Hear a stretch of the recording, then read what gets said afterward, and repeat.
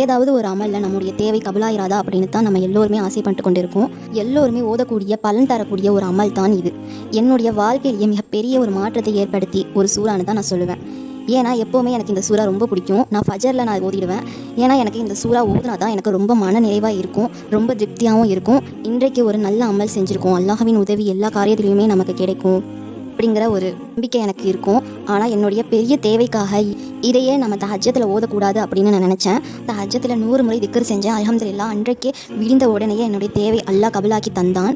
அது நடக்கவே நடக்காது என்கிற பெரிய தேவை. ஏனால் இதுவே ஒரு அல்லாஹ்வின் உதவியை பெற்றுத்தரக்கூடிய சிறந்த அமல் தான். அதுவும் நாம் அல்லாஹுவை மறக்காமல் கபலாக்கி தரக்கூடிய, அல்லாஹு கேட்கக்கூடிய எல்லாம் கொடுக்கின்றான் என்று வரக்கூடிய ஒரு நேரத்தில் நாம் கேட்க வேண்டும். அப்படின்னா அது எவ்வளோ பவர்ஃபுல். அப்படி தான் என்னோட பெரிய தேவையும் அல்லாஹ் எனக்கு கபலாக்கி தந்தான்.